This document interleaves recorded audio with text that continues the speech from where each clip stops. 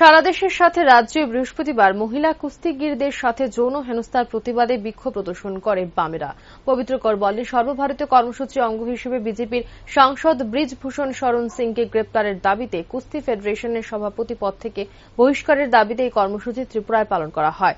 দেশের পদকজয়ী মহিলা কুস্তিগীরদের তরফে অভিযুক্ত ব্রিজভূষণের বিরুদ্ধে যৌন নির্যাতনের অভিযোগ রয়েছে, কিন্তু অবাক করার বিষয় হল সুপ্রিম কোর্টের নির্দেশে এফআইআর হওয়া সত্ত্বেও ব্রিজভূষণের গ্রেপ্তার এখনো হয়নি, যা দেশের জন্য অশুভ সংকেত। কারণ এই ধরনের ভূমিকার ফলে দেশ ও রাজ্যের নারী নিরাপত্তা প্রশ্নের মুখে। যদিও তার গ্রেপ্তার ও বিচারের দাবিতে কুস্তিগীরদের ধর্ণা আজও যন্তর মন্তরে চলছে। তবে সরকারের কোনো হেলদোল নেই। বিকেল 4:30টায় মেলার মাঠে জমায়েত হয়ে একটি বিক্ষোভ মিছিল রাজধানীর শহর আগরতলার বিভিন্ন পথ পরিক্রমা করে ওরেঞ্জ চৌমুহনীতে প্রতিবাদ সভা সংঘটিত হয়। এই কর্মসূচিতে কৃষক, শ্রমিক, নারী, ছাত্র, যুব সংগঠনগুলোও অংশ নেয়।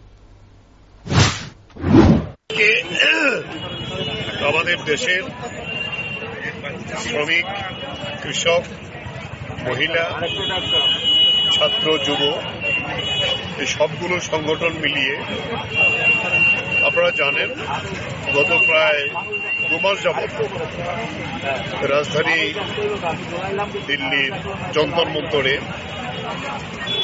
ভারতবর্ষের জন্য যারা আন্তর্জাতিক অঙ্গন থেকে গোল্ড মেডেল এনেছিল ওই কুস্তিগীরদের তারা নিজেরা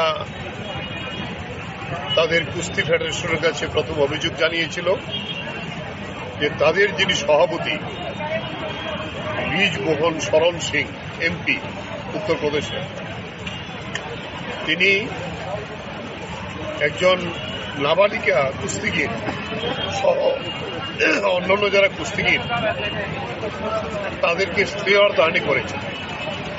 তারা প্রথম কুস্তি ফেডারেশনের কাছে বিচার চেয়েছিল, বিচার হয়নি।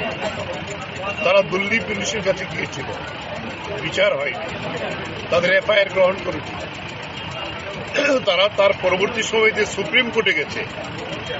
সুপ্রিম কোর্টের নির্দেশে দিল্লি পুলিশ এফআইআর গ্রহণ করেছেন। কিন্তু সাধারণত নাবালিকা যদি ধর্ষিতা হয় তাহলে পোস্কো আইনে সঙ্গে সঙ্গে এটার কোন